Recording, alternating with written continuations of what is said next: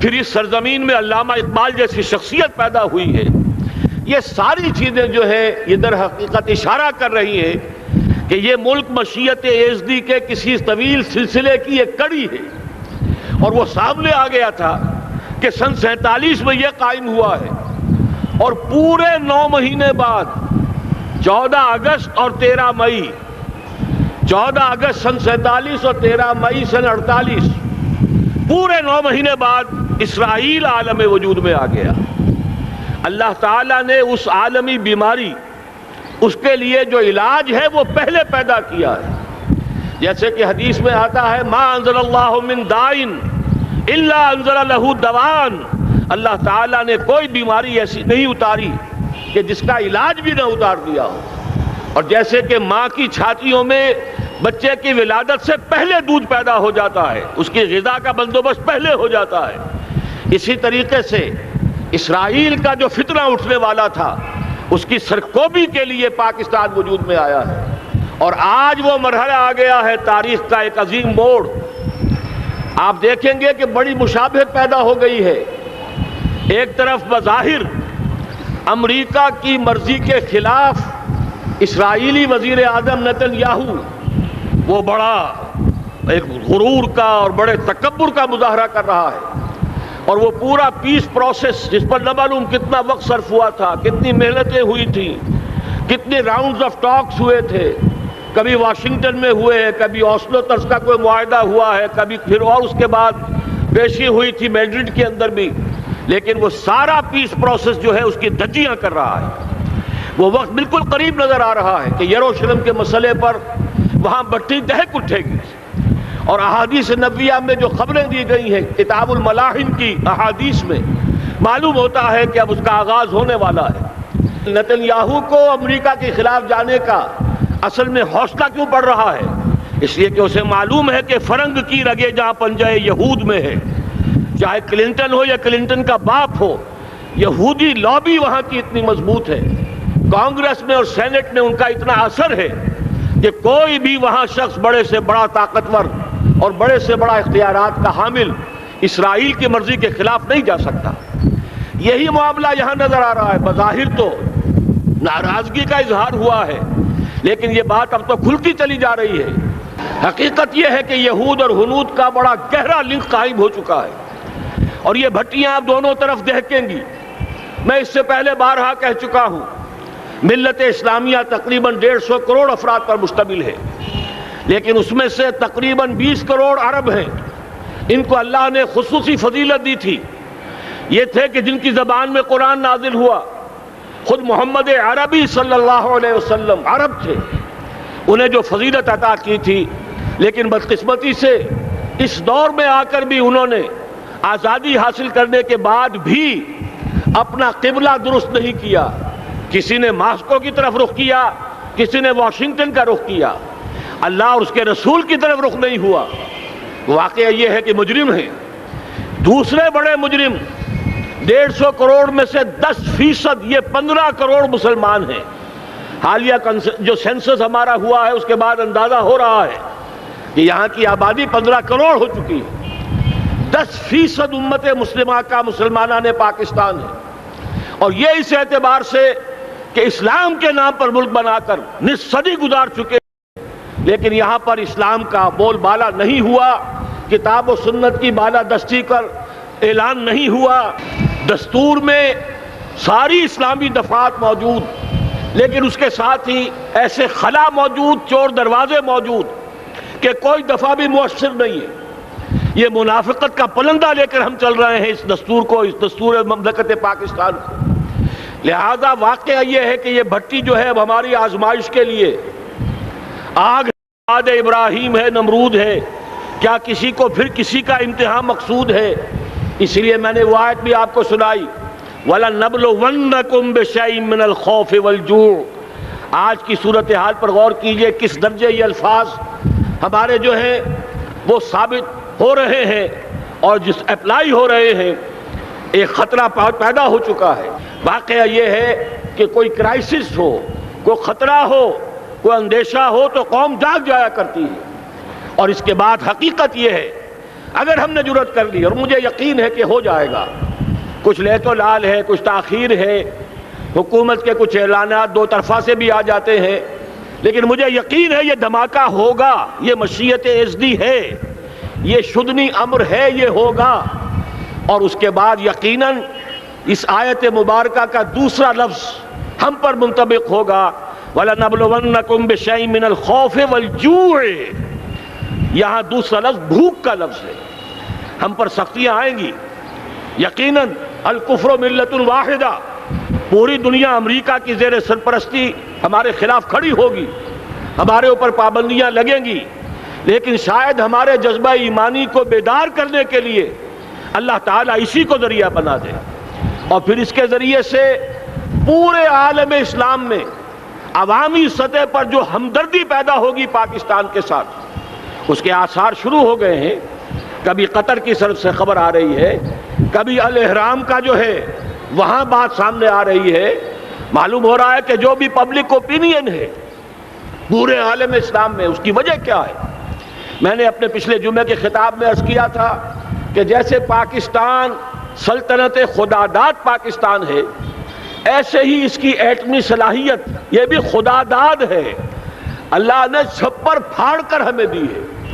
ایسا نہیں تھا کہ ہم نے لیبارٹریاں بنائی ہوں، ہمارے سینکڑوں اور ہزاروں سائنسدان ریسرچ میں لگے ہوئے ہوں، نہیں، اچانک اللہ تعالیٰ کی طرف سے ہمیں ایک نعمت غیر مترقبہ عطا ہو گئی ڈاکٹر عبدالقدیر کی شکل میں۔ پھر نہ معلوم کس کس ذریعے سے اس پروگرام کو آگے بڑھانے کے لیے جن پرزوں کی ضرورت تھی، کس کس ذریعے سے وہ پرزے یہاں پہنچے ہیں۔ یہ بھی خالص خداداد صلاحیت ہے، اور اس کو سمجھ لینا چاہیے کہ یہ ہمارے لیے ایک فرض کفایہ کے درجے میں ہے پوری امت مسلمہ کی طرف سے۔ اس کی وجہ کیا ہے؟ پورے عالم اسلام میں کہیں اور یہ صلاحیت موجود نہیں۔ کچھ ایٹمی دانت نکلنے کا امکان پیدا ہوا تھا عراق میں، آپ کو معلوم ہے کئی سال پہلے اسرائیل کے جیٹس آئے اور اس کی ایٹمی تنصیبات کو تہس نہس کر کے چلے گئے۔ اس کے بعد جو کچھ ہوا ہے خلیج کی جنگ میں، اس کا اگلا پچھلا کھایا پیا سارا اگلوا دیا، اور اس کے لیے جو پابندیاں ہیں شدید سے شدید تر ابھی تک چلی آ رہی ہیں۔ تو اچھی طرح سمجھ لیجئے کہ پورے عالم اسلام میں صرف ایک پاکستان ہے، پوری دنیا میں صرف ایک ملک ہے جو اسلام کے نام پر بنا، پورے عالم اسلام میں صرف ایک ملک ہے جس کے پاس ایٹمی استعداد ہے۔ ان دونوں چیزوں کو سامنے رکھیے تو پھر مشیت اعزدی میں مختلف چیزیں جو اللہ تعالیٰ کی اس تدبیر کے اندر موجود ہے، اس کی کچھ نہ کچھ کڑیاں جو ہے ملتی نظر آتی ہیں۔ لہذا اگر یہ معاملہ ہو جاتا ہے تو یقیناً اگرچہ سختی آئے گی، وَلَنَبْلُوَنَّكُمْ بِشَيْءٍ مِّنَ الْخَوْفِ وَالْجُوعِ، لیکن ایک تو یہ کہ اس قوم کے اندر سے انشاءاللہ جذبہ ایمانی برآمد ہوگا، اس قوم کے اندر سے ایثار اور قربانی کے جذبات برآمد ہوں گے، پورے عالم اسلام کی اخلاقی سپورٹ اسے حاصل ہوگی۔ اور میں یہ سمجھتا ہوں کہ جیسے نوائے وقت نے بھی بہت اچھا کیا، کل یا پرسوں کے اپنے جو سر وقت پر وہ احادیث شائع کر دی ہیں، جن میں سے دوسری حدیث بڑی معنی خیز ہے۔ حضور نے فرمایا اصابتان احرزہم اللہ من النار، دو لشکر ایسے ہیں کہ جن کو اللہ تعالیٰ نے جہنم کی آگ سے چھٹکارے کا پروانہ دے دیا۔ وہ لشکر جو ہیں وہ جہنم کی آگ سے چھٹکارا پا گئے، احرزہم اللہ من النار۔ وہ دونوں لشکر کون سے ہوں گے؟ اصابت یغزو الہند، ایک وہ کہ جو ہندوستان پر حملہ آور ہوگا، اور دوسرا وہ جو حضرت مسیح علیہ السلام کے ساتھ جبکہ ان کا نزول ہوگا، اور اللہ تعالیٰ ایک مجدد، اس آخری دور کے مجدد کی حیثیت سے حضرت مہدی کو بھی ہمارے درمیان میں سے اٹھائے گا، اور پھر جو آخری فیصلہ کن جنگ ہوگی الملحمۃ العظمیٰ، اس کے لیے یہاں سے فوجیں جائیں گی ان کی مدد کے لیے۔ اب ان دونوں فوجوں کو ایک حدیث میں جمع کرنے سے اندازہ کر لیجئے کہ اس کا مطلب کیا ہے۔ یہ علاقہ پاکستان اور اس سے ملحق افغانستان، یہ علاقہ ہے کہ جو اسلام کا گہوارہ پہلے بنے گا، یہاں سے فوجیں جائیں گی، اور دائیں بھی اور بائیں بھی، مشرق میں بھی اور مغرب میں بھی، اور یہیں سے انشاءاللہ تعالی اسلام کا جو عالمی غلبے کا جو وعدہ ہے اللہ کا، کی خبر دی ہے محمد الرسول اللہ صلی اللہ علیہ وسلم نے، لا يبقى على الارض بیت وبر ولا مدر الا ادخلہ اللہ کلمۃ الاسلام، اس روئے ارضی پر کوئی گھر بچے گا نہ خیمہ بچے گا جس میں اللہ تعالیٰ کلمہ اسلام کو داخل نہ کر دے۔ وہ حدیث کے جس کے بارے میں فرمایا گیا، حضور نے ارشاد فرمایا، حضرت ثوبان سے روایت ہے کہ اللہ تعالیٰ نے میرے لیے ساری زمین کو سمیٹ دیا۔ ان اللہ زوالی الارض فرأیت مشارقہا و مغاربہا، میں نے اس زمین کے سارے مشرق دیکھ لیے، سارے مغرب دیکھ لیے، لیکن یہ جان لو ان امتی سیبلغ ملکہا ما ظل لی منہا، میری امت کی حکومت ان تمام علاقوں پر قائم ہو کر رہے گی جو پوری زمین کو لپیٹ کر مجھے دکھا دیے گئے۔ یہ وعدہ پورا ہونا ہے، اور اس وعدے کا نقطہ آغاز یہی سرزمین، اور جیسا کہ ہمیں افغانستان میں آثار نظر آ رہے ہیں، ایک خالص دینی مذہبی حکومت قائم ہو چکی ہے۔ افغانستان کا 80% علاقہ امن کا گہوارہ بن چکا ہے، علماء کی وہاں قیادت ہے اور حکومت ہے۔ یہ پاکستان اور افغانستان مل کر، جیسا کہ آپ کو یاد ہوگا میں نے جب تجویز پیش کی تھی کہ حکومت پاکستان فوراً تسلیم کرے طالبان کو، اللہ کا شکر ہے، میں یہ نہیں کہتا کہ میرے کہنے کی وجہ سے ہوا، لیکن بہرحال اللہ کا فضل ہوا کہ چند دن کے بعد ہی حکومت پاکستان نے تسلیم کر لیا طالبان کی حکومت کو۔ میری دوسری تجویز ابھی پینڈنگ ہے، پاکستان اور افغانستان کا کے درمیان کانفیڈریشن قائم کیا جائے۔ یہ ملک دونوں مل کر واقعتاً، کہ ایک نے واقعتاً 15 لاکھ سے زیادہ جانیں دے کر مرنا سیکھ لیا ہے، اور جو قوم مرنا سیکھ لے اسے کوئی مار نہیں سکتا، اسے کوئی شکست نہیں دے سکتا، اور ایک وہ قوم ہے پاکستان میں کہ جو 400 سال کی تجدیدی مسائی کے اثرات کی امین ہے، یہ اس کا تراث علمی ہے، چاہے وہ تحریک حضرت مجدد الفسانی کی تھی، چاہے وہ علمی تحریک شاہ ولی اللہ کی تھی، چاہے وہ تحریک جہاد سید احمد بریلوی کا تھا، چاہے اور جو بھی رجال عظیم پیدا ہوئے ہیں 14ویں صدی ہجری میں، ان سب کے اثرات یہاں موجود ہیں۔ یہ چیزیں مل کر وہ طاقت بنے گی کہ یہاں سے اسلام پھر پھیلے گا، مشرق کی طرف بھی مغرب کی طرف بھی۔ اصابۃ تغزو الہند و اصابۃ مع عیسیٰ ابن مریم، یہ چیزیں جو ہونی ہیں الحمدللہ میں سمجھتا ہوں کہ اب تیزی کے ساتھ حالات اس رخ پر جا رہے ہیں۔ کہیں فرمایا ان ینصرکم اللہ فلا غالب لکم، اگر اللہ تمہاری مدد کرے تو کوئی تم پر غالب نہیں آ سکتا، وَإِن يَخْذُلْكُمْ، اور اگر خدا نہ خواستہ اللہ تعالیٰ ہی اپنی مدد تم سے کھینچ لے، واپس لے لے، سلب کر لے، ان یخذلکم، تمہیں چھوڑ دے، فمن ذا الذی ینصرکم من بعد، تو پھر کون ہے جو تمہاری مدد کر سکے گا۔ اس مرحلے پر سیاسی جماعتیں اپنے جو ان کا مزاج ہے اس کے مطابق چاہتی ہیں کہ کیپٹلائز کریں، پولیٹیکل مفادات حاصل کریں۔ بہرحال میرے نزدیک ایک کنسنسس ہونا چاہیے، ایک نقطے کا دھماکہ ہونا چاہیے، اور نمبر 2 اللہ اور اس کے رسول کے ساتھ صلح اور اللہ کی مدد کی ضمانت حاصل کرنے کے لیے کتاب و سنت کی ٹوٹل بالادستی، پورے دستور پاکستان میں کوئی شے اس کے منافی ہو اس کو نکال کر باہر کر دیا جائے، نفاق سے پاک کر دیا جائے۔